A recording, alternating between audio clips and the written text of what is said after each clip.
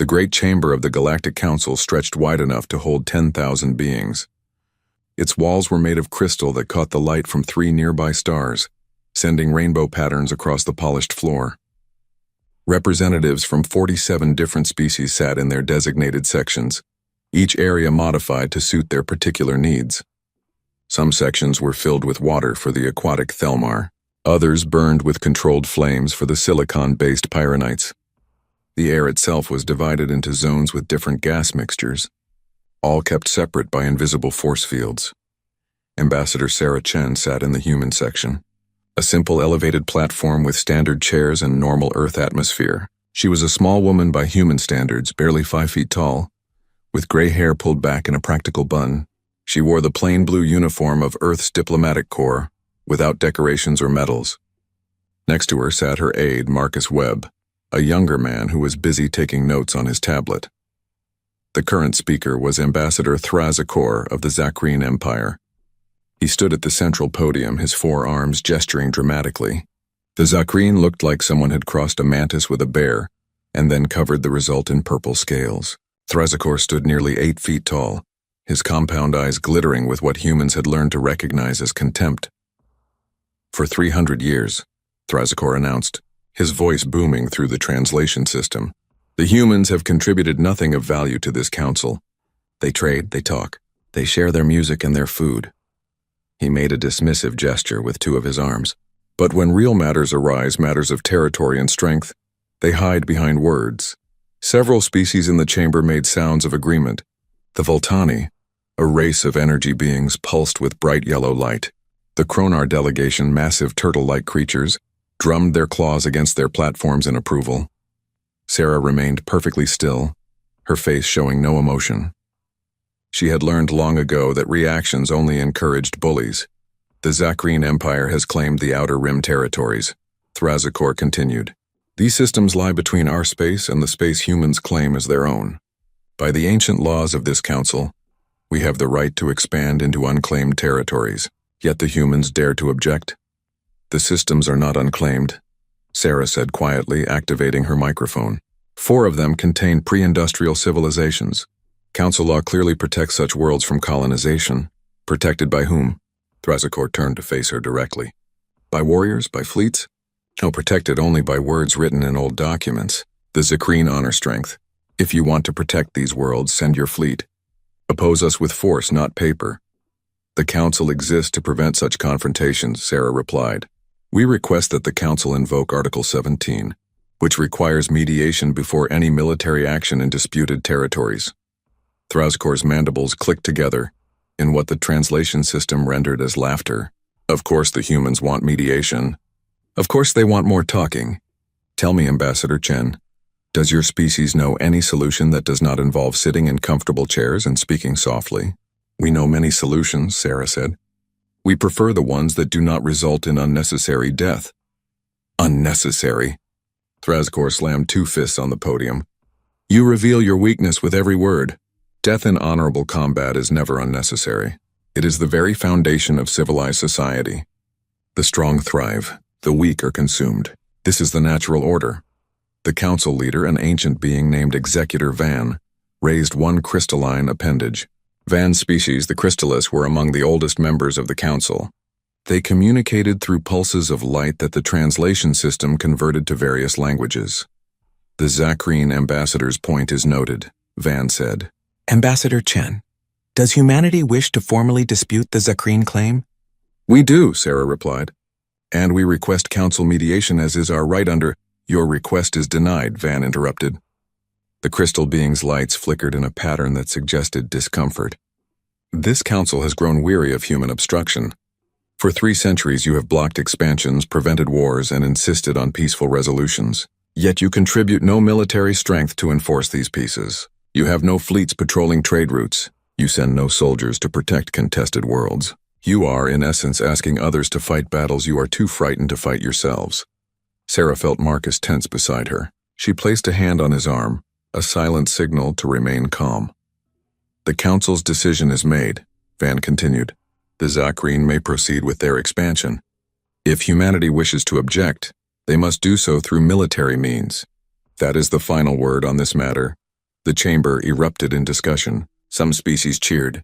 Others remained silent, watching to see what the humans would do. Sarah stood slowly, gathering her papers with deliberate care. Then humanity formally withdraws its objection.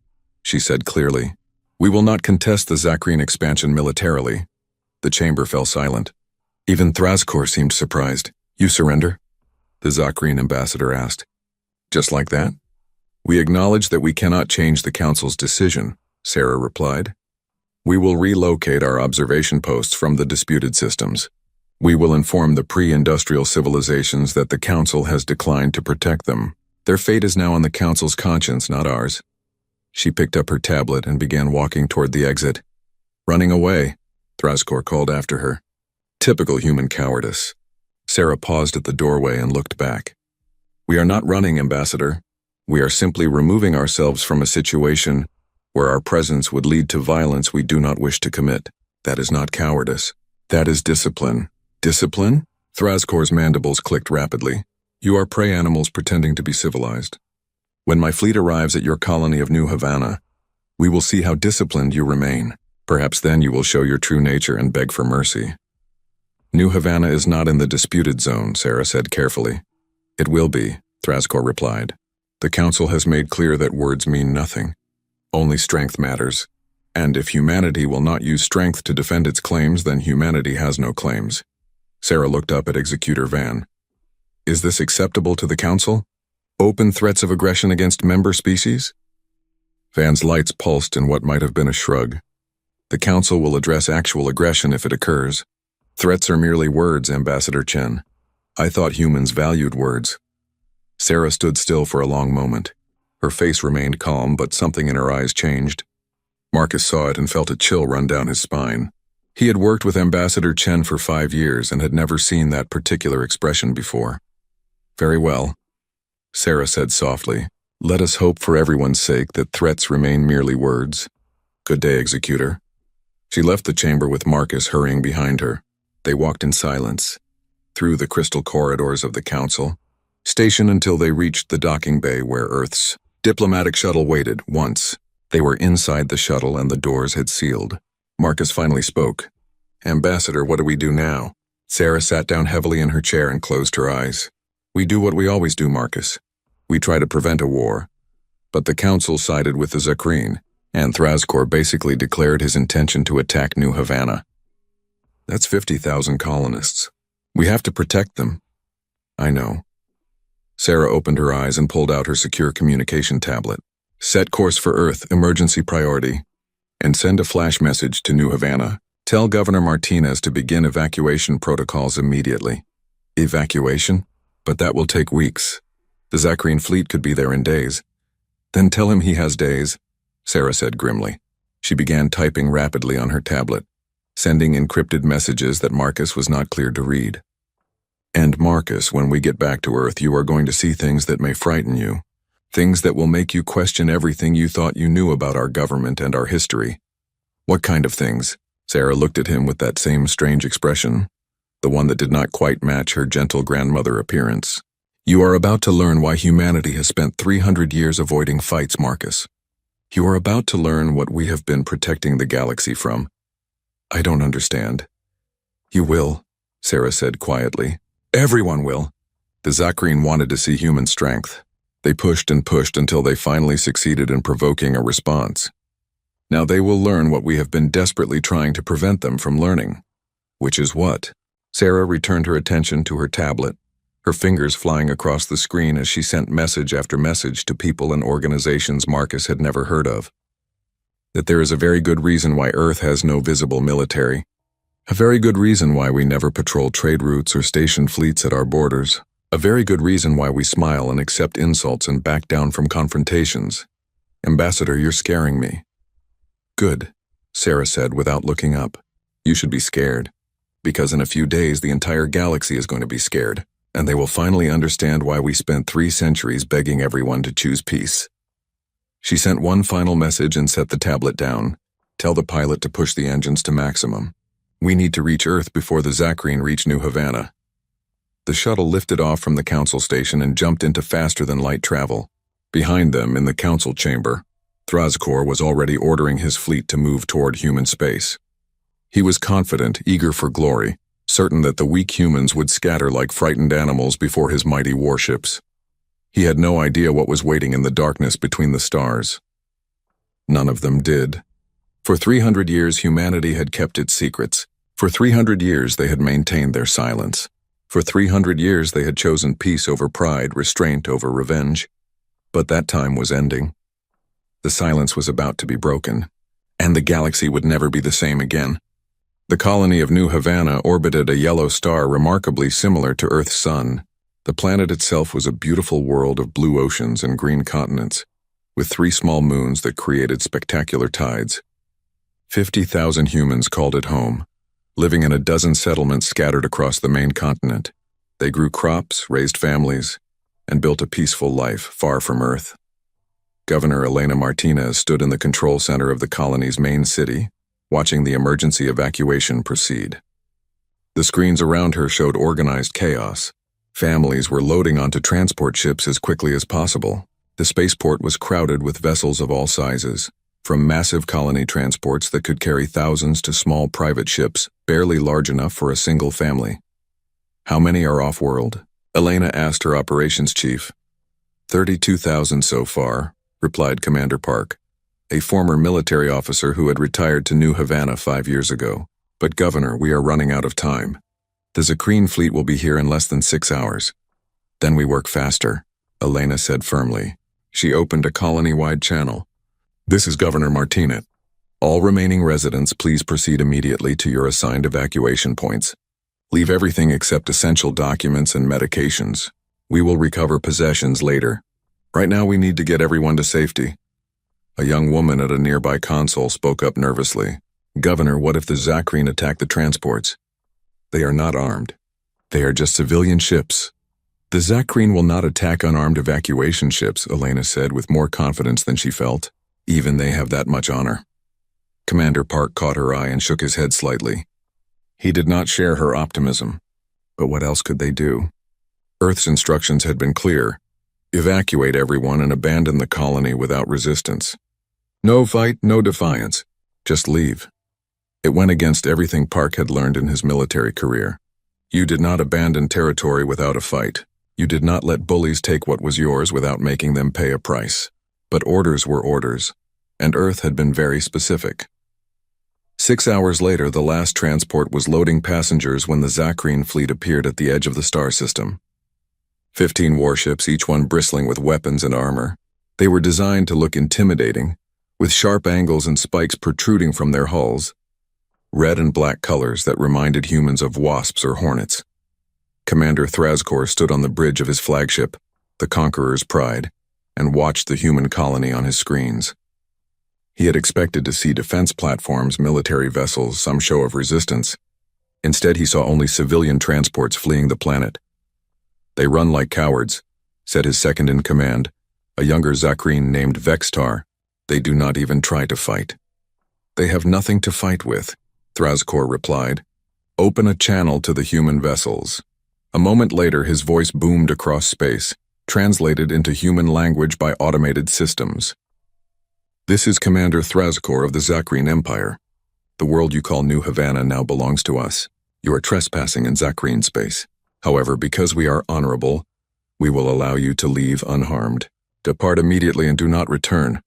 On the lead transport, Governor Martinez listened to the message with clenched fists. She wanted to respond, to tell this arrogant alien exactly what she thought of him and his empire. But Earth's orders had been clear. No provocations, no responses, just leave. "Acknowledge the message," she told her communications officer. "Tell them we are departing and will not return." The simple acknowledgement was sent. The human transports, now numbering over 300 ships of various sizes, began moving away from New Havana. They formed a loose convoy heading toward the nearest jump point that would take them to safety. On the Conqueror's Pride, Thrazkor watched them go. He felt cheated. Where was the glory in this? Where was the honor? The humans were not even putting up a symbolic fight. They were just running away like frightened animals, Commander. Vextar said slowly. "Is this not too easy?" "Easy?" Thrazkor turned to his second. "This is not easy. This is shameful. They do not even care enough about their own world to defend it. They value their lives more than their honor. Perhaps that is wise, Vextar suggested. Why die for a single planet when there are many planets? Because some things are worth fighting for. Thrazkor slammed his fist on the command chair. Because a species that will not fight for anything does not deserve to have anything. These humans have shown their true nature. They are weak. They are prey, so we let them go? Thrazkor was silent for a long moment, watching the human ships disappear toward the jump point. Something about the situation bothered him. It was too easy. Too simple. For 300 years, humans had been members of the Galactic Council. They had built colonies on dozens of worlds. They had trade relationships with hundreds of species. How could they maintain all of that without any military strength? How could they protect their interests without the ability to fight? Unless they were hiding something. The thought was briefly troubling, but Thrazkor dismissed it. He had seen the human section at the council station. Simple chairs, simple uniforms, simple people. There was nothing impressive about them. They were diplomats and traders, not warriors. Commander, the transports are preparing to jump, an officer reported. They will be gone in 2 minutes. Thrazkor made his decision. If the humans would not fight for their honor, he would give them a reason to remember this day. He would teach them what happened to species that relied only on words and weakness. Charge weapons, he ordered. Vextar turned sharply. Commander? They are evacuating. They are unarmed civilians. They are trespassers in Zakreen space, Thrazkor replied coldly. They were warned to leave. They delayed. That delay shows disrespect. But the council laws... The council is not here, Thrazkor interrupted. And the council made clear that they will not protect humans who refuse to protect themselves. Target the last 10 transports in the convoy.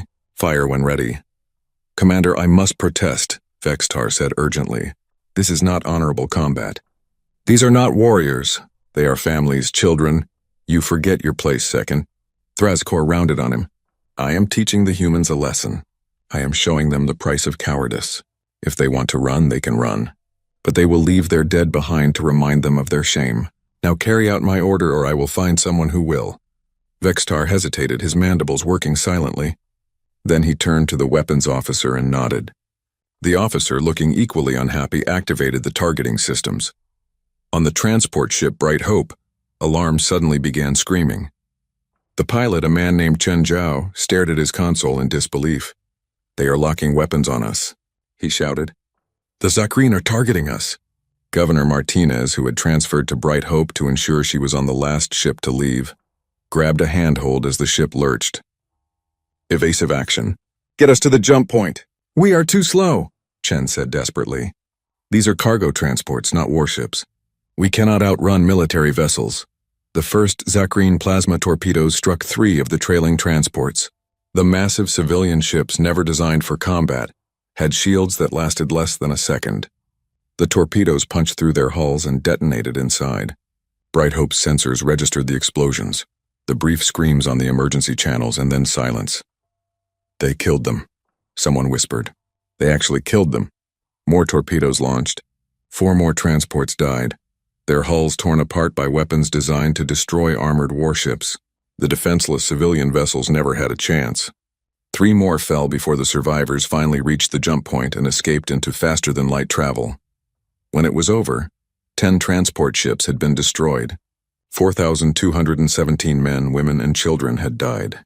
Their only crime had been moving too slowly, being in the last ships to leave their home. On the Conqueror's Pride, Thrazkor watched the remaining humans flee and felt satisfied. Now they will remember, he said. Now they will understand. Let them take their dead home. Let them tell their leaders what happened here. Perhaps next time they will think twice before opposing the Zakreen Empire. Vextar said nothing. He was already wondering if they had made a terrible mistake. On Earth, in a bunker buried 3 miles beneath the Rocky Mountains, alarms were sounding. The bunker was not marked on any map. Its existence was known to fewer than 100 people in the entire human government. It had been built 300 years ago after the last Great War, and it had remained hidden ever since. Ambassador Sarah Chen stood in the command center, watching the transmission from New Havana. She had arrived on Earth just hours ago, barely in time to witness the massacre in real time. Her face was pale but composed. Behind her, Admiral James Kwan stood with his arms crossed, his dark eyes fixed on the screen. 4,200 dead, Sarah said quietly. Civilians, evacuating peacefully. They were not even fighting back. I know, Kwan replied. His voice was controlled, but everyone in the room could hear the rage beneath it. The Zakreen violated every rule of engagement, Sarah continued. They attacked unarmed vessels. They killed families. They murdered children. I know. The Council will do nothing. You heard Executor Van. They have given the Zakreen permission to do whatever they want. I know. Sarah turned to face the Admiral. He was a tall man, broad-shouldered, with gray hair cut military short. His uniform was black with no insignia, no rank markers, nothing to identify which branch of service he represented. That was because his branch did not officially exist. Then you know what I have to ask, Sarah said. Admiral Kwan met her eyes. Ask it. After 300 years of silence, of restraint, of choosing peace at every opportunity, do we break our vow? Do we show them what we have been hiding? Do we remind the galaxy why they should be grateful we choose to be peaceful? The room was completely silent. Every person present knew the weight of this decision. They were not just talking about a military response. They were talking about revealing humanity's greatest secret, the truth that had been hidden for 3 centuries. Admiral Kwan walked to a console and placed his hand on a biometric scanner. The screen lit up, showing a map of the galaxy. Red dots appeared across the map, hundreds of them, thousands of them. Each dot represented a human military asset that the galaxy knew nothing about. For 300 years we have maintained the Silent Fleet, Kwan said quietly. Ships hidden in deep space. Soldiers trained in facilities no one knows exist. Weapons systems that no other species has even imagined. We built all of this not because we wanted to conquer, but because we never wanted to be vulnerable again. We remembered what happened during the Unification Wars. We remembered the billions who died. We swore we would never be that weak again, but we also swore we would never be the aggressors. And now? Sarah asked. Now someone else has made the choice for us, Kwan replied. The Zakreen attack civilians, they murdered innocents. If we do nothing, it sends a message that humans can be killed without consequence. Other species will see that and think we are easy targets. More humans will die. But if we respond, the galaxy learns the truth, Kwan finished. They learn that humanity has been the strongest military power in known space for the last 3 centuries. They learn that we could have conquered them all, but chose not to. They learn why we were so desperate for peace. Sarah was quiet for a moment. Then she spoke the words that would change everything. Admiral Kwan, as the senior diplomatic representative of the human government, I am formally requesting that Earth's Defense Command activate the Silent Fleet. I am requesting that you respond to the Zakreen aggression with appropriate force. Appropriate force, Kwan repeated. That is a very broad term, Ambassador. I trust your judgment, Admiral, but I want one thing clear. We do not start wars. We end them, quickly, decisively, and with as little loss of life as possible. Even Zakreen lives. Show them what they made us do, but show them we are not the monsters they imagine. Show them we are worse. We are disciplined. Admiral Kwan nodded slowly. I understand. He turned to his staff. Send the activation codes. I want every asset online within the hour. Recall all deep space reconnaissance units. Bring the fleet out of hiding. And someone get me a direct channel to the Galactic Council. I have a message to deliver. As his staff scrambled to obey, Kwan looked back at the screen showing New Havana, now under Zakreen occupation. 300 years, he said softly. 300 years we kept the peace. We tried so hard. We gave them every chance, and they threw it away for pride and conquest. Sarah stood beside him. What will you tell the Council? The truth, Kwan replied. That they wanted to know why humans stay silent. Now they are going to find out, and I pray they survive the lesson. The message reached the Galactic Council station 6 hours after the massacre at New Havana. Executor Van was in private meditation when the communication arrived, marked with the highest priority codes. The message was simple and direct, only 3 sentences long, But those 3 sentences made the ancient Crystallis freeze in place. This is Admiral James Kwan of Earth Defense Command. The Zakrine Empire has committed an act of war against humanity by attacking and destroying civilian evacuation vessels. You wanted to know why humans stay silent. Now you will learn. Executor Van immediately convened an emergency council session. Within the hour, representatives from all 47 species had gathered in the Great Chamber. The mood was tense. Everyone had heard about the Zakrine attack. Some species had quietly approved, seeing it as a lesson to the weak humans. Others had been disturbed but said nothing, not wanting to oppose the powerful Zakrine Empire. Ambassador Thrazakor stood at his platform, looking smug and satisfied. He had just received word that his fleet had successfully occupied New Havana. In his mind, this was a great victory. The humans had been humiliated, his empire had gained a valuable world, and the council had done nothing to stop him. "We are here to address the human complaint," Executor Van announced. "Ambassador Thrazakor, the humans claim your forces attacked civilian evacuation ships. Is this accurate?" "The transports were in Zakrine space without permission," Thrazakor replied casually. "They were warned to leave. When they delayed, I enforced our territorial claim. This is entirely within my rights as defined by this council's own precedents." "They were civilians," came a voice from across the chamber. Ambassador Sarah Chen had returned, though she had not been expected. She stood in the human section, but she was not alone. Beside her stood 3 other humans in black uniforms with no insignia. They looked like soldiers, though none of the council members had ever seen human soldiers before. "Civilians who refused to leave Zakrine territory promptly," Thrazakor countered. "Perhaps if humanity had military escorts for their people, this tragedy could have been avoided. But you have no military. You are weak. This is the natural consequence." "We have no visible military," Sarah corrected quietly. "There is a significant difference." Something in her tone made several council members shift uneasily. The 3 soldiers behind her stood perfectly still, their faces showing no emotion. There was something unsettling about their stillness, like predators waiting to strike. "Ambassador Chen," Executor Van said carefully. The message from Admiral Kwan was concerning. What did he mean? Before Sarah could answer, every screen in the council chamber suddenly activated. The image that appeared was not broadcast through normal channels. It bypassed all security systems, overrode all protocols, and displayed on every surface simultaneously. The council's own technicians scrambled uselessly at their consoles, unable to regain control. A man appeared on the screens. He wore the same black uniform as the soldiers standing with Ambassador Chen. His hair was gray, his face lined with age, but his eyes were sharp and cold. "Members of the Galactic Council, I am Admiral James Kwan, Supreme Commander of Earth Defense Command.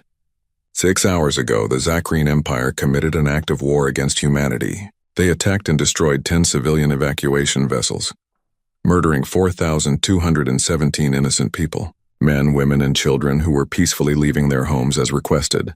Thrazakor started to speak, but his voice was muted. Every communication system in the chamber had been overridden by the human broadcast. "For 300 years, Admiral Kwan continued, humanity has been a peaceful member of this council. We have avoided conflicts. We have accepted insults. We have backed down from confrontations. Many of you have concluded that this makes us weak. Today you will learn the truth. We were not weak. We were restraining ourselves. There is a difference." The screens changed, showing something that made the entire council fall silent. Space, vast and empty, suddenly filled with ships. Thousands of them. Tens of thousands. They appeared out of nowhere, dropping stealth fields that had hidden them for decades. Massive battleships larger than anything the council had ever seen. Carriers that could hold entire fleets of smaller craft. Destroyers, cruisers, frigates, all built with technology that looked decades ahead of anything the galaxy knew humans possessed. "This is the Silent Fleet," Kwan said. "These ships have been waiting in deep space for 3 centuries, ready to activate if humanity was ever threatened. Every nation on Earth contributes to their maintenance. Every human government knows they exist. But we kept them secret because we did not want to be feared. We wanted to be trusted." The screen showed more images. Human soldiers training in high-gravity environments, moving with speed and precision that seemed impossible. Weapons tests showing destructive power far beyond standard galactic military technology. Massive manufacturing facilities hidden in asteroid belts producing advanced military hardware that no one knew existed. We kept this secret because we learned a terrible lesson in our past. Quan continued. Before we joined the Council, humanity fought a civil war. We call it the Unification Wars. It lasted 50 years and killed 3 billion people. We nearly destroyed ourselves. We came so close to extinction that when we finally achieved peace, we swore we would never fight again unless we had absolutely no other choice. The screen showed images from Earth's history. Cities in ruins, landscapes scorched by nuclear fire, mountains of dead, oceans poisoned, children starving. The images were horrific, showing the full brutality of a species at war with itself. Several council members made sounds of distress. Even the Zakreen, who prided themselves on their warrior culture, looked disturbed by the scale of destruction. We built the Silent Fleet not to conquer you, but to ensure that if anyone threatened humanity's survival, we could end that threat quickly and decisively, Quan said. We hoped we would never need it. We tried desperately to maintain peace through diplomacy and trade. We accepted insults and territorial losses because those things were not worth killing for, but we also drew a line. We would not allow the murder of innocent humans to go unanswered. The image changed to show Admiral Quan's face again. His expression was cold and hard. Commander Thrazkor, your fleet is currently at New Havana, occupying a human colony. You have 1 hour to withdraw all Zakreen forces from that system and return to your own territory. If you refuse or if you attempt to harm any remaining human assets, you will learn exactly how powerful humanity has become. This is your only warning. The screens went dark. The Council systems came back online. For a long moment, no one spoke. Then Thrazikor's voice rang out, filled with anger. This is a trick. Computer graphics and propaganda. The humans are trying to frighten us with illusions. Are we? Sarah asked quietly. She gestured to one of the soldiers beside her, who handed her a tablet. She input a command and sent data to Executor Van's personal console. These are the current positions of human military assets. We have provided this information as a gesture of good faith. You can verify every coordinate with your own sensors. Executor Van accessed the data and went very still. The crystal formations that made up the being's body began pulsing with rapid, agitated light patterns. What is it? Demanded the Kronar ambassador. What does the data show? Ships, Van said slowly. Thousands of ships, in positions surrounding nearly every major system in Council space. They have been there for years. Decades in some cases. We never detected them. The chamber erupted in chaos. Species began shouting at each other, at the humans, at Executor Van. Some demanded to see the data.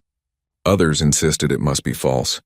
The Zakreen delegation was loudly proclaiming that they would not be intimidated by human deception. One of the soldiers behind Sarah leaned forward and whispered something. She nodded and raised her hand. Somehow, despite the chaos, the gesture commanded attention. The chamber fell silent. You want proof, Sarah said. Very well. Admiral Quan, please demonstrate. The screens activated again.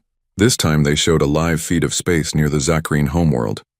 3 massive human battleships dropped their stealth fields, appearing out of nowhere less than a light minute from the most heavily populated planet in the Zakreen Empire. The ships were enormous, each one larger than the entire Zakreen home defense fleet. The Zakreen ambassador made a strangled sound. How did you... That system has the most advanced sensor network in our empire. Nothing should be able to approach undetected. We have been there for 80 years, Sarah replied, along with 16 other locations throughout your territory. If we wanted to attack your homeworld, Commander, we could have done so at any time in the last 8 decades. We chose not to because we are not interested in conquest. But do not mistake patience for weakness. The human battleships moved, performing a series of maneuvers that displayed their speed and agility. Then they jumped away, disappearing back into stealth mode as quickly as they had appeared. Executor Van's lights pulsed in a pattern that the translation system struggled to interpret. Fear, the council members realized. The ancient being was afraid. Ambassador Chen, Van said carefully, what does humanity intend to do? That depends on the Zakreen, Sarah replied. She turned to face Thrazikor directly. You have 1 hour to withdraw from New Havana. That hour is now 53 minutes. I suggest you give the order. I will not, Thrazikor roared. The Zakreen Empire does not surrender to threats. We are warriors. We do not fear death. Then you are fools, Sarah said coldly. We are not threatening you. We are offering you a choice. Leave peacefully or be removed by force. We prefer the first option because it saves lives. Even your lives. But make no mistake, Commander. If you force us to act, we will remove you from that system. The only question is whether your people die in the process. You cannot possibly move a fleet to New Havana in under an hour, Thrazakor said, though his voice had lost some of its confidence. It would take days to— He was interrupted by another alert. His own console was receiving a priority message from his fleet at New Havana. With shaking hands, he accessed the transmission. Commander Vextar's face appeared on the screen. Ambassador, we have a situation. Human vessels have appeared throughout the system. They are everywhere. Hundreds of them. They must have been hiding in stealth mode for— I do not know how long. Sir, they have us surrounded. Our weapons are locked. Our engines are disabled. We cannot fight. We cannot run. What are your orders? The transmission was broadcast to the entire council chamber. Everyone watched as the mighty Zakreen warrior struggled to comprehend what had happened. They were already there, Sarah explained. Waiting, watching, ready to act if necessary. The silent fleet does not rush to battle. It is already in position before the battle begins. Thrazakor looked around the chamber, seeing the expressions on the faces of other council members. Fear, respect, and in some cases, anger that the humans had deceived them for so long. You have 47 minutes, Sarah said. Give the order to withdraw or your fleet will be destroyed. Admiral Kwan does not make empty threats. For a long moment, Thrazakor stood frozen, his pride warring with his survival instinct. Then his shoulders sagged. Vextar, he said quietly, withdraw all forces from the human system. Return to Zakreen space immediately. Acknowledged, Ambassador, came the relieved reply. Sarah nodded. Thank you, Commander. Your people will be allowed to leave safely. We will not pursue or harass them.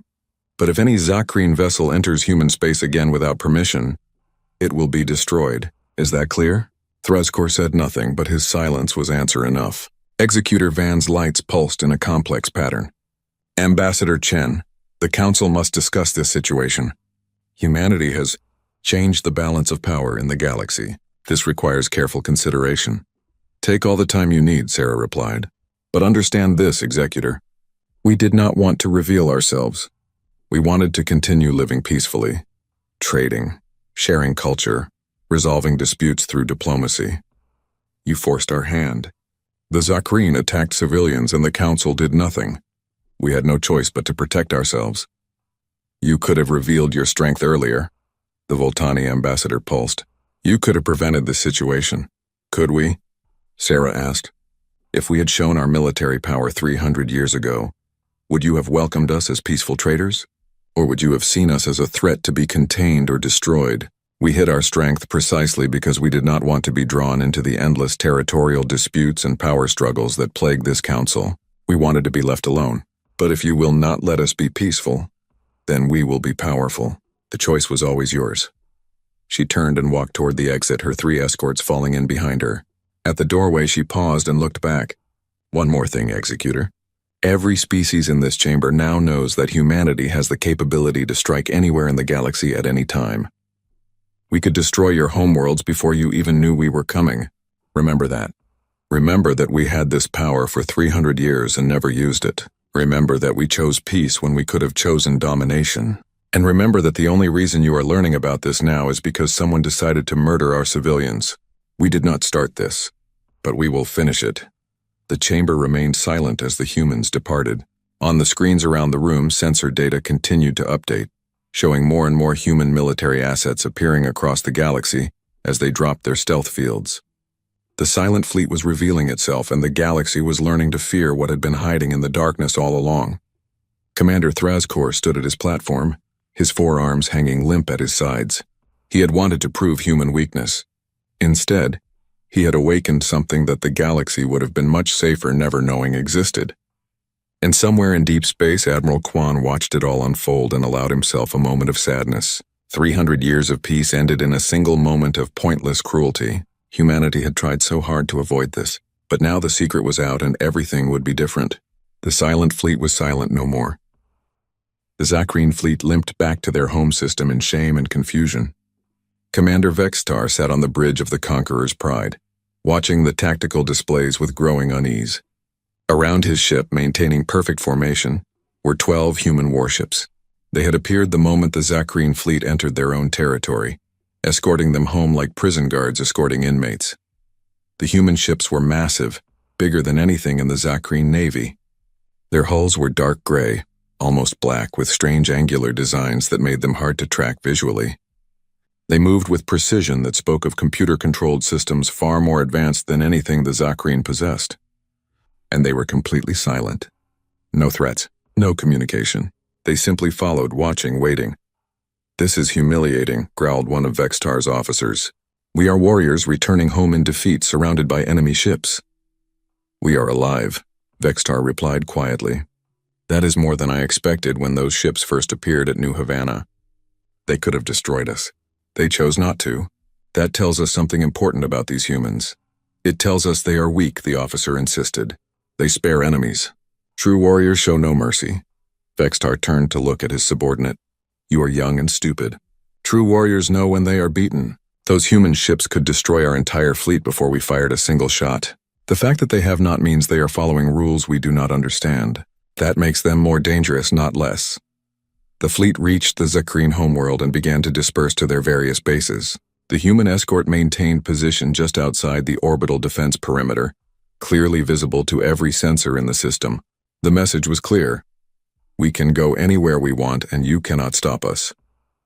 On the surface, in the Grand Palace of the Zakreen Emperor, an emergency council was being held. Emperor Zaxthor, ancient leader of the Zakreen people, sat on his ceremonial throne while his advisors argued around him. The chamber was designed to intimidate, with weapons from 1,000 conquered worlds displayed on the walls. But today those trophies seemed meaningless. "The humans made fools of us," hissed War Master Krelax. "They allowed us to think they were weak and we believed it. Now our warriors return home in disgrace, escorted by enemy ships that appeared out of nowhere." "How is this possible?" demanded Science Minister Tavron.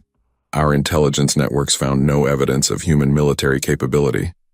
No manufacturing facilities, no training centers, no fleet bases. Where did all these ships come from?" "They were hidden," said Ambassador Thrazkor, who had returned to face his emperor's judgment. "Hidden in deep space using stealth technology we cannot detect. They have been there for centuries, watching us, waiting. We never suspected because we never looked in the right places. You led us into this disaster," Emperor Zaxthor said coldly. "You assured me that humans were weak, that they would not fight, that we could take their worlds without consequence. Instead, you provoked an enemy we cannot defeat." "I did not know," Thrazkor protested. "No one knew. The humans deceived us all." "Did they?" The Emperor's mandibles clicked thoughtfully. "Or did we deceive ourselves? Tell me, Ambassador. Did the humans ever claim to be weak? Did they ever say they had no military capability?" Thrazkor hesitated. "No, but they simply did not show their strength," the Emperor continued. "They avoided fights. They backed down from confrontations. They chose diplomacy over violence. And we interpreted this as weakness because that is what we wanted to believe, because it made us feel superior." The chamber fell silent. The truth was uncomfortable. For generations, the Zakreen had built their identity around being warriors, around strength and conquest. They had looked at the peaceful humans and felt contempt. Now they realized their contempt had been based on ignorance. "What do we do now?" War Master Krelax asked. "Do we fight? Do we surrender? What is the honorable path?" Before anyone could answer, the chamber's communication system activated. A human face appeared on the central display screen. It was Admiral Kwan, his expression neutral and professional. "Emperor Zaxthor, I am Admiral James Kwan of Earth Defense Command. I am requesting permission to land on your world for a diplomatic meeting. I will come alone and unarmed as a gesture of good faith." The Zakreen Council members looked at each other in confusion. The enemy commander wanted to come to their homeworld. Alone, it made no sense. It could be a trick, a way to infiltrate their defenses. "Why should I allow this?" the Emperor asked. "Why should I trust you?" "Because I am offering you a choice," Kwan replied. "Your fleet attacked our civilians. By the rules of war, we would be justified in responding with overwhelming force. We could destroy your military, occupy your worlds, and demand reparations. We could do all of this, and the Galactic Council would likely support us after what you did. Then why have you not? the Emperor demanded. Because destruction is easy, Quan said. Understanding is hard. I want to show you something, Emperor. Something that will help you understand why humanity chooses peace, even when we have the power to choose war. Will you give me that opportunity? Emperor Zaxthor was quiet for a long moment. Every instinct told him this was a trap, but something in the human's voice, a tone of sincerity that was hard to fake, made him curious. Very well, the Emperor said. You may land. But if this is a deception, it is not, Quan interrupted gently. I give you my word as a soldier and as a human. I am coming to talk, nothing more. 6 hours later, Admiral Quan's shuttle landed in the palace courtyard. The Zakreen had prepared for every possibility. Soldiers lined the walls with weapons ready. Sensors scanned for hidden troops or weapons. But the shuttle was exactly what it appeared to be. A simple diplomatic craft with one occupant. Admiral Quan emerged wearing his black uniform with no weapons visible. He was an older human, moving with the careful precision of someone who had spent decades in military service. 2 Zakreen guards approached to escort him, but he followed them without resistance. Emperor Zaxthor received him in a private chamber, not the grand throne room. It was a tactical decision. If the human tried anything, it would be easier to contain him in a smaller space. Present were the Emperor, War Master Krelax, and Ambassador Thrazkor. Admiral Quan, the Emperor said formally, you are a long way from your home. No farther than your commander Thrazkor traveled when he attacked New Havana, Quan replied.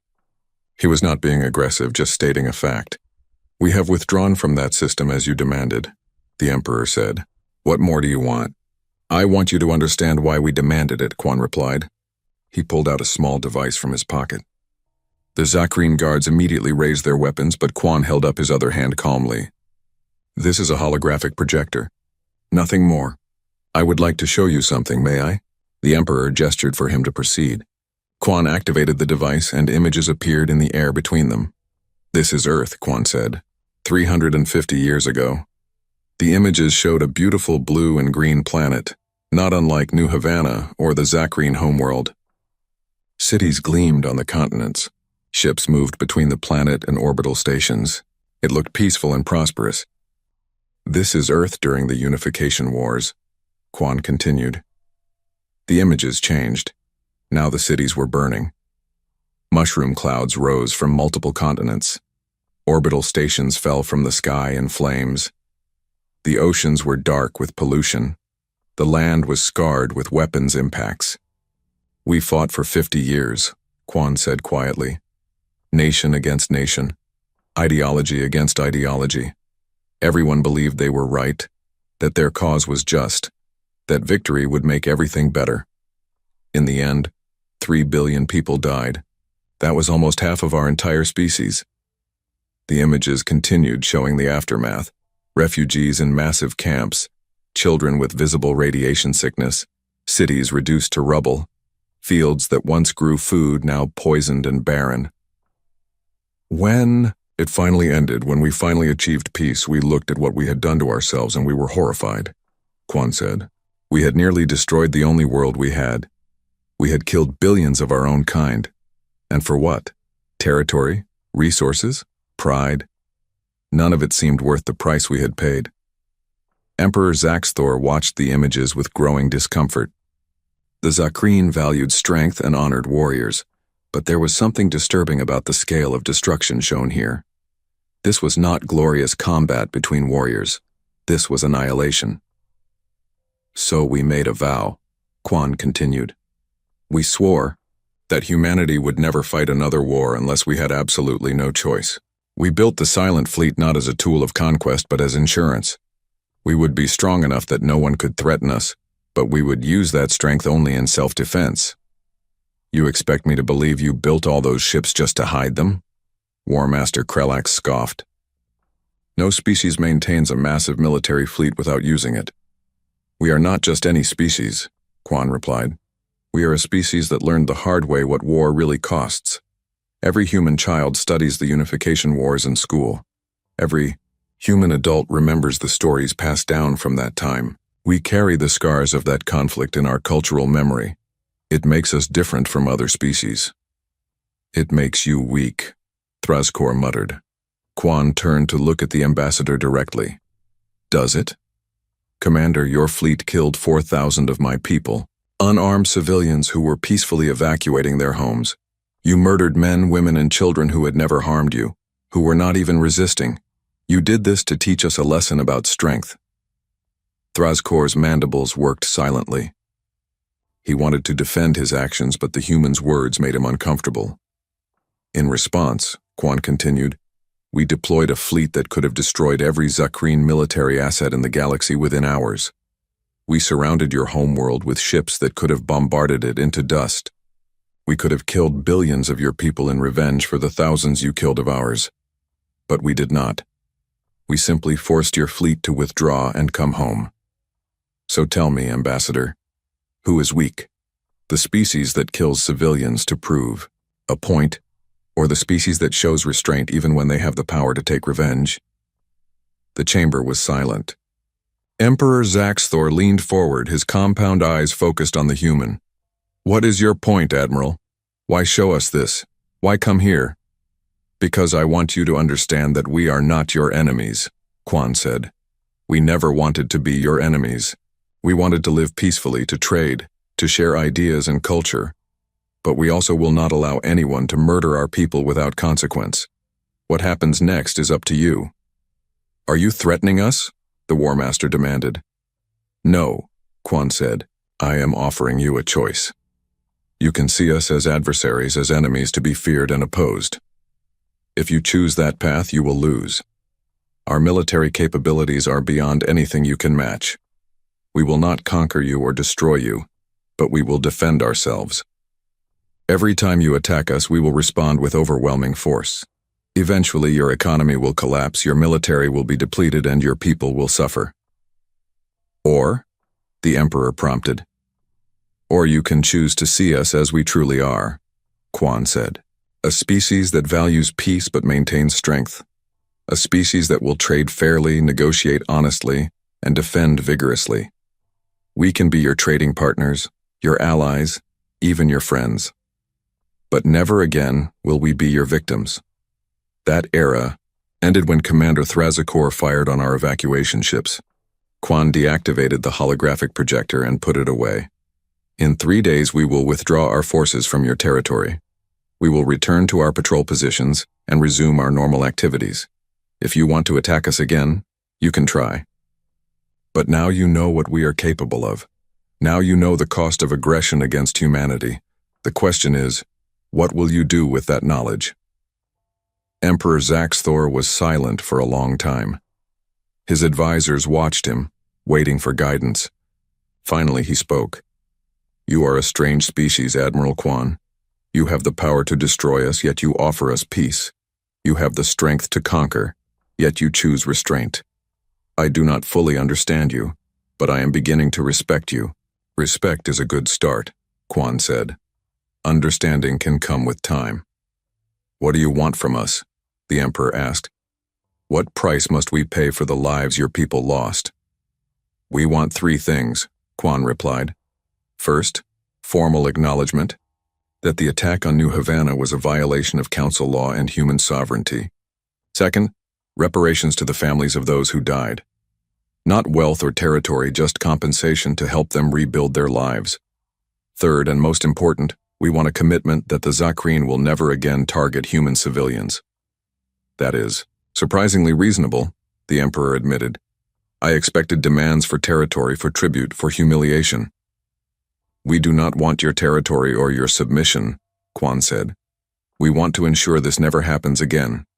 If you can give us those 3 things, we can begin to move forward. And if we refuse, War Master Krelax asked. Then we will enforce those conditions ourselves, Quan said simply. But that would be unfortunate for everyone. Better to choose peace than to have peace imposed upon you. Emperor Zaxthor looked at his advisors. War Master Krelax looked angry but uncertain. Ambassador Thrazkor looked defeated and ashamed. The Emperor made his decision. Very well, Admiral Quan. The Zakreen Empire will provide what you ask.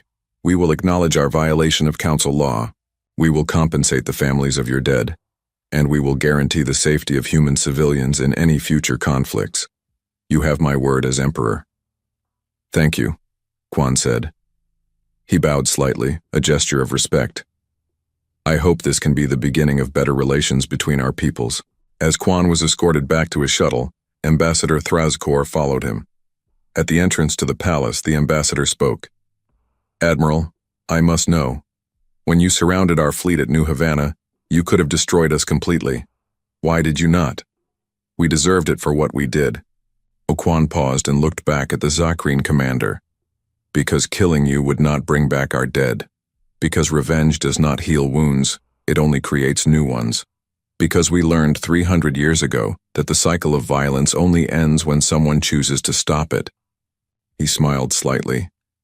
And because we wanted you to go home and tell everyone what happened. We wanted the galaxy to know that humanity has the power to destroy but chooses to protect.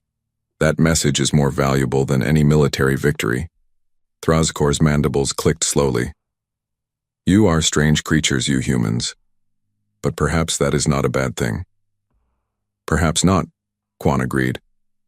He boarded his shuttle and departed, leaving the Zakreen to contemplate what they had learned. In the palace, Emperor Zaxthor watched the shuttle rise into the sky and disappear. Summon my counselors, he ordered. We have much to discuss. Our entire strategic doctrine must be reconsidered. The galaxy has changed, and we must change with it. For the first time in Zakreen history, the Emperor was not thinking about conquest or glory. He was thinking about survival and wisdom. The humans had taught them a lesson, though not the one Commander Thrazkor had intended to teach. They had learned that true strength was not measured in weapons or aggression, but in the discipline to use power wisely. It was a lesson that would spread throughout the galaxy in the days to come. 6 months after the incident at New Havana, the Galactic Council chamber looked much the same as it always had. The same crystal walls, the same carefully controlled environments for different species, the same ornate decorations meant to inspire awe and respect. But despite the unchanged appearance, everything was different. The atmosphere in the chamber had shifted. Where once there had been casual disregard for humanity's opinions, now there was careful attention. Where once there had been dismissive attitudes toward human proposals, now there was serious consideration. The revelation of the Silent Fleet had fundamentally altered how every species viewed their human neighbors. Ambassador Sarah Chen stood at the human platform, addressing the full council. She was presenting a proposal that would have been laughed out of the chamber 6 months ago. Today, species across the galaxy were listening intently.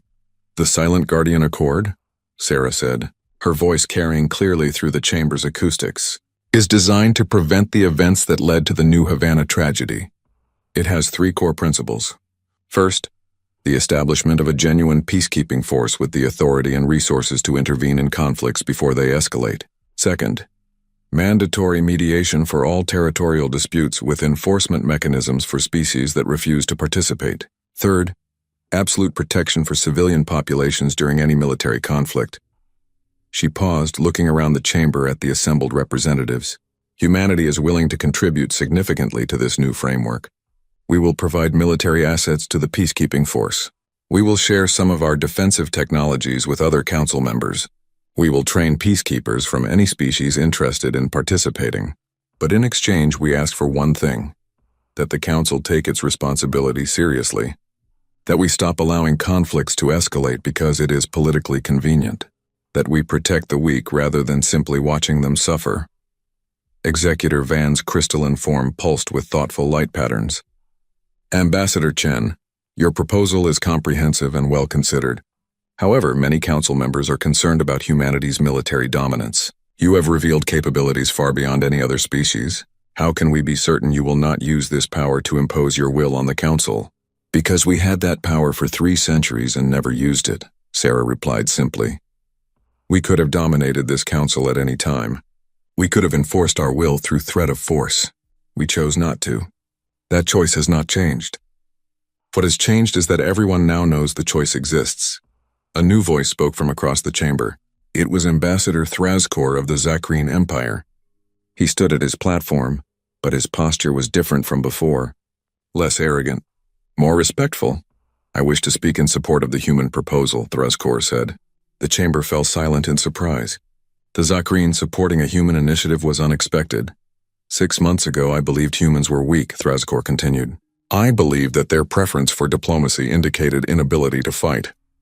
I was wrong, and my error cost the lives of over 4,000 innocent people who were simply trying to evacuate their homes peacefully.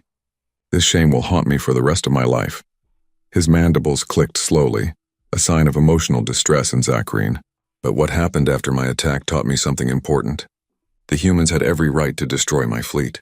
They had the capability to do so easily. Instead, they showed restraint.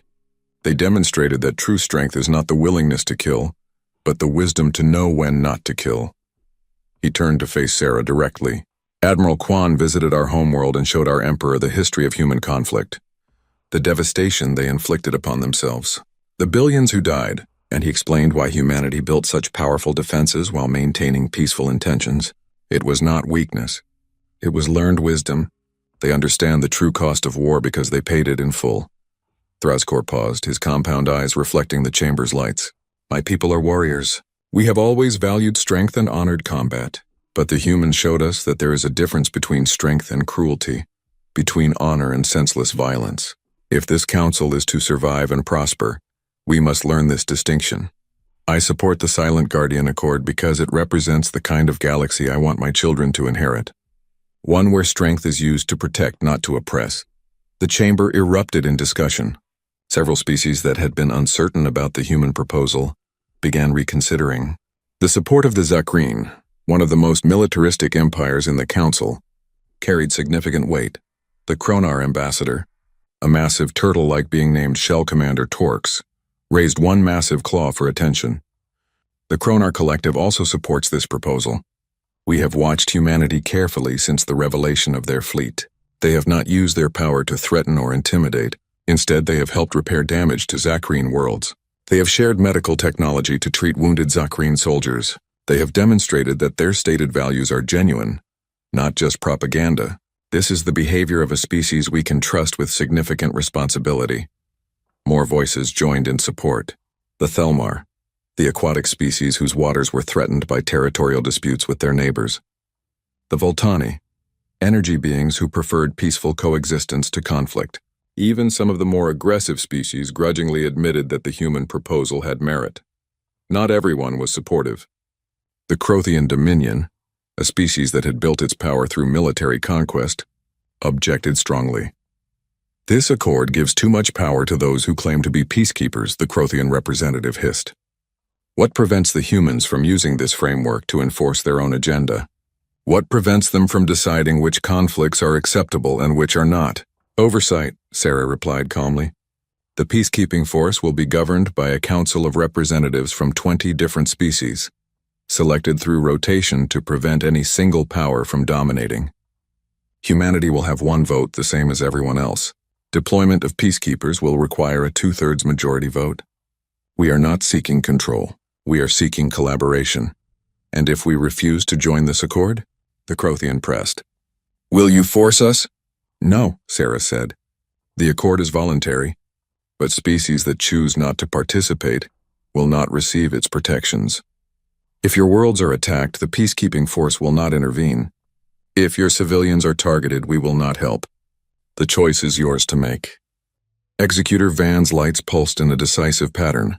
The Council will vote on the Silent Guardian Accord. All species wishing to participate signal your approval now.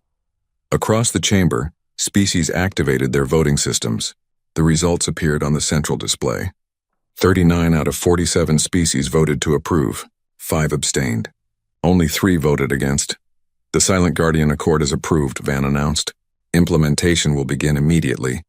Ambassador Chen, humanity's contributions to this initiative are noted with gratitude. Sarah bowed slightly. Thank you, Executor.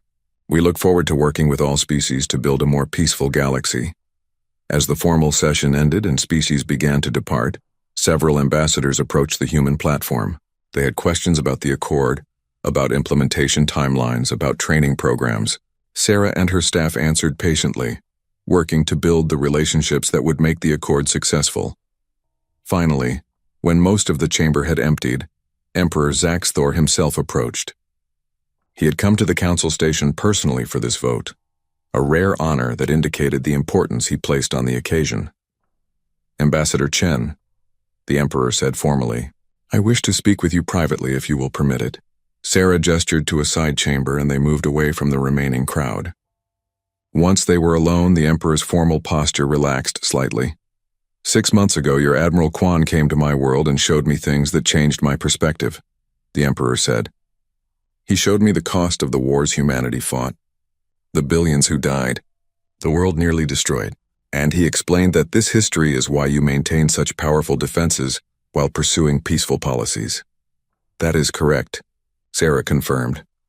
I have spent the last 6 months studying human history, the Emperor continued. Not just the wars, but what came after. How you rebuilt, how you established systems to prevent future conflicts, how you created global unity from the ashes of division. It is remarkable. It was necessary, Sarah said quietly. We had no choice. We had brought ourselves to the edge of extinction. Either we learned to work together or we died separately. And now you offer to teach others these lessons, the Emperor said. The Zakreen wish to accept that offer. We want to send representatives to Earth, to learn your methods of conflict resolution, your approaches to peacekeeping. We want to understand how you maintain military strength without allowing it to corrupt your society toward aggression. Sarah smiled. We would be honored to host Zakreen visitors, but I should warn you, our methods require significant cultural changes. You will need to reconsider some fundamental assumptions about strength and honor. We are ready for that, the Emperor assured her. Commander Thrazakor has become an advocate for reform within our government. He tells everyone who will listen about what he learned from Admiral Quan. Some call him weak for this, but I see wisdom in his words. Strength without wisdom is just violence. We must learn to be wise as well as strong. They talked for some time, planning the details of the cultural exchange program. When they finally parted, Sarah felt cautiously optimistic. The galaxy was changing slowly but surely. The revelation of humanity's true capabilities had been shocking, but it had opened opportunities that had not existed before. She returned to the human section to find Marcus Webb waiting with a message. Admiral Quan wants to speak with you. Secure channel. Sarah accessed the communication system and Admiral Quan's face appeared on her screen. He looked tired but satisfied. Ambassador, I have been reviewing the fleet deployment schedules. We are beginning the drawdown as promised. We will return to pre-incident positioning over the next month. Has there been any resistance? Sarah asked. None. In fact, several species have requested that we maintain higher visibility in their regions. They find our presence reassuring now that they understand we are not a threat. Quan paused. It is strange. For 300 years we worked to hide our strength. Now everyone knows about it and they are asking us to show it more openly. Fear and respect can look very similar, Sarah observed, but they lead to different outcomes. Fear creates resentment and eventual conflict. Respect creates cooperation. We need to ensure we are building respect, not just fear. Agreed, Quan said. That is why the Silent Guardian Accord is so important. It gives us a framework to use our strength for protection rather than intimidation. He looked thoughtful. You know, when I was younger, I wondered if we were wrong to hide the fleet. I thought we should show our strength, make others fear to attack us. But now I understand why we made the choice we did. Why? Sarah asked, though she already knew the answer. Because if we had revealed our military power immediately, we would have been defined by it. Every interaction, every negotiation, every relationship would have been colored by fear of what we could do. By waiting, by building trust first, we created relationships based on our values and actions rather than our weapons. When we finally had to reveal our strength, people already knew who we were. They knew we could be trusted with power because they had seen us exercise restraint for 3 centuries. That was always the plan, Sarah confirmed. Though I will admit there were times I wondered if we would ever have to activate the fleet. Part of me hoped we could maintain the secret forever. That would have been ideal, Quan agreed. But the galaxy is not ideal.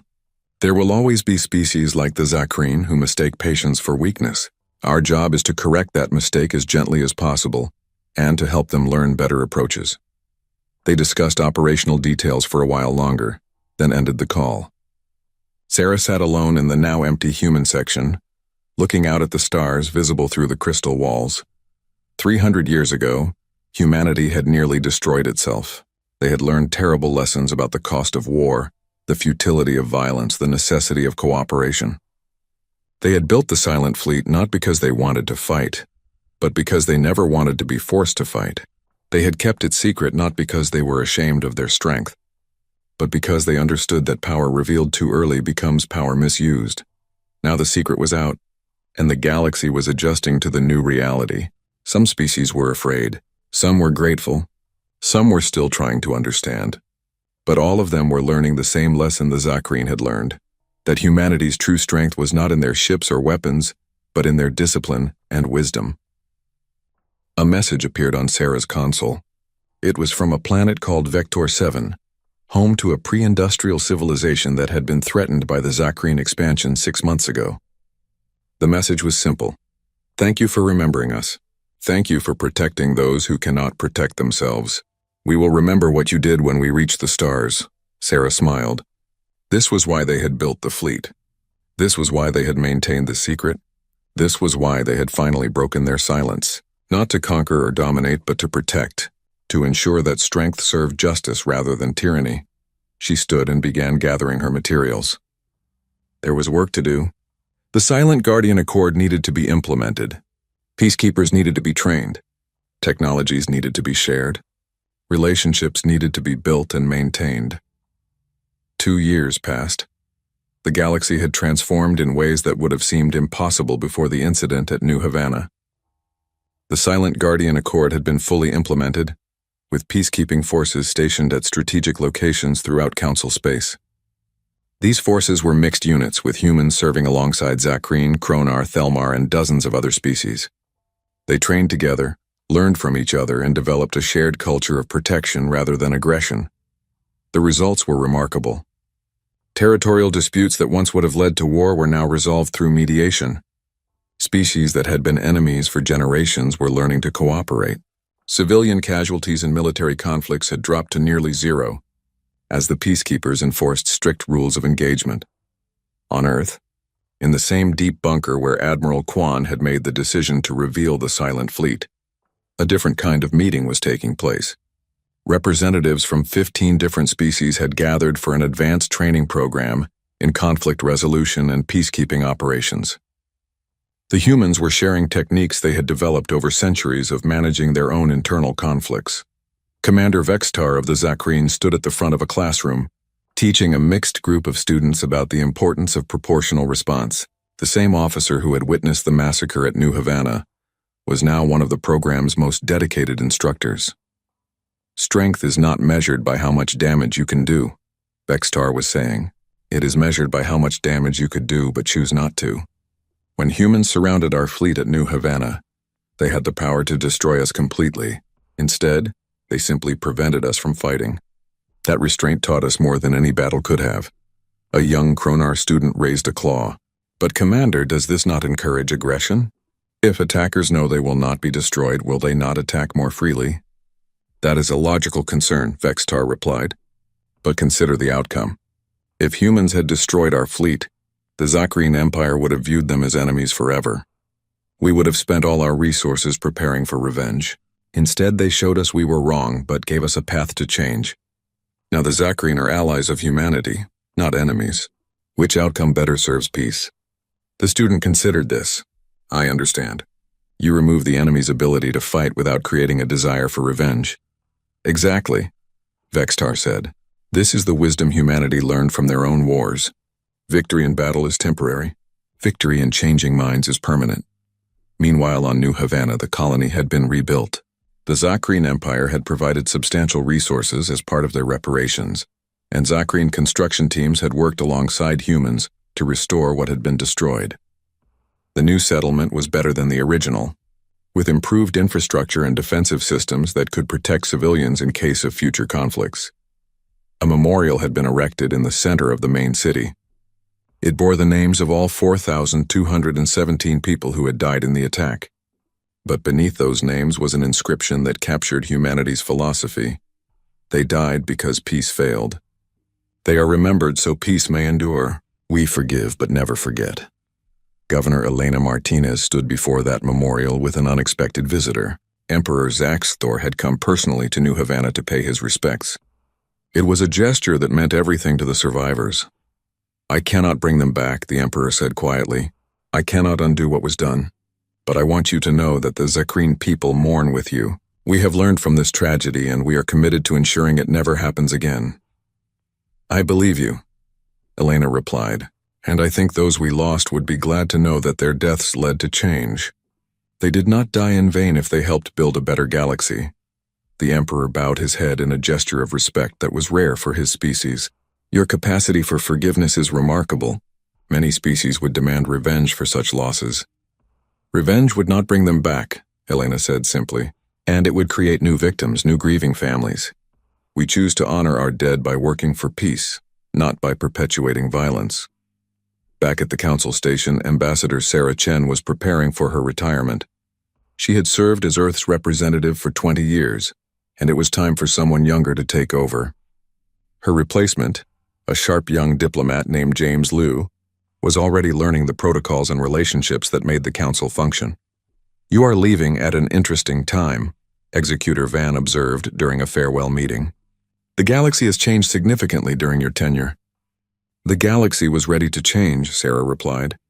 It just needed the right circumstances to push it in that direction.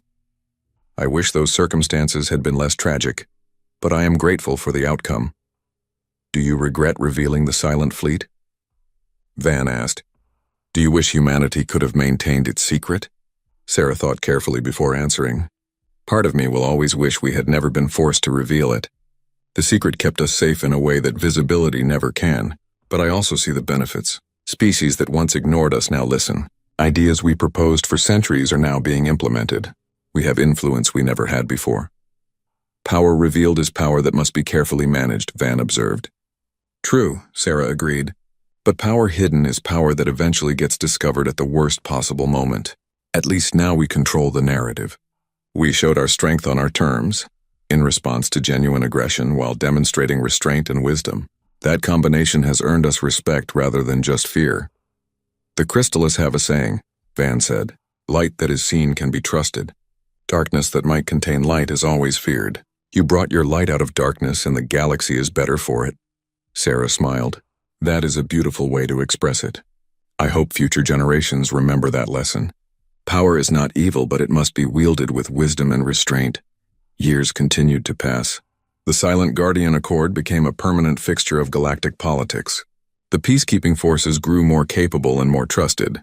Conflicts that once would have killed millions were resolved with minimal casualties. Species learned to work together, to trust each other, to value cooperation over competition. And throughout it all, humanity maintained its role as guardians rather than rulers.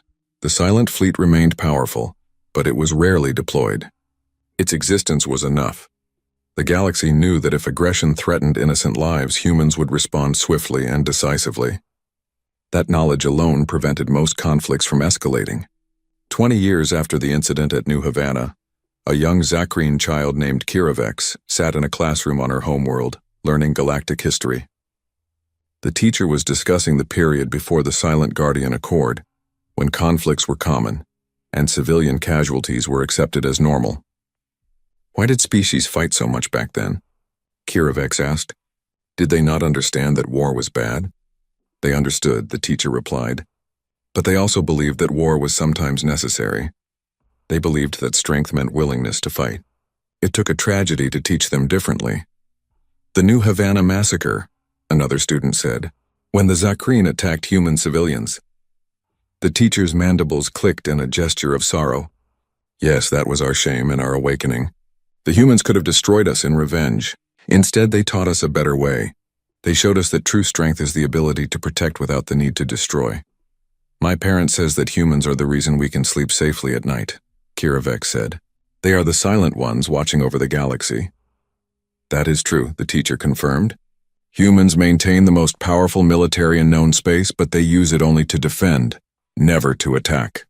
They are our guardians, keeping peace through strength and wisdom. I want to be like them when I grow up, Kiravex announced. I want to be a peacekeeper and protect people. The teacher smiled, a complex expression for a Zakreen, but one that conveyed pride and hope. And study hard, young one. The galaxy always needs more peacekeepers. On Earth, in the same deep bunker that housed Earth Defense Command, Admiral Kwan's successor, Admiral Sarah Martinez, reviewed the latest deployment reports. The granddaughter of the former governor of New Havana had followed in her family's tradition of service, though she had chosen the military rather than civilian administration. The reports showed the same pattern they had shown for years. The silent fleet remained at high readiness, positioned throughout the galaxy in strategic locations.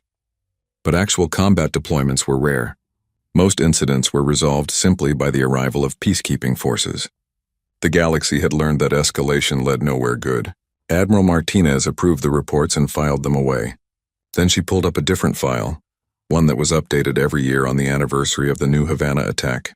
It was a list of the 4,217 people who had died that day, along with updates on their families, and how the reparations fund had helped them rebuild their lives. She read through a few entries, reminding herself why the silent fleet existed. Not for glory, not for conquest, but for moments like New Havana, when innocent people needed protection and no one else could provide it. They believed we were weak, she said softly to the empty room. Then they wanted war. Then they discovered why we stay silent. And now finally the galaxy understands. We are silent because we have nothing to prove. We are strong because we must be, and we are peaceful because we choose to be. She closed the file and returned to her work. The silent fleet would continue its vigil, watching over a galaxy that had finally learned the difference between strength and violence, between power and wisdom. And in the darkness between the stars, thousands of human ships maintained their positions, silent guardians of a peace that had been bought with blood, but maintained with discipline. They were ready to act if needed, but their greatest victory was that they were rarely needed at all. The galaxy had learned why humans stay silent. And in learning that lesson, the galaxy had found peace.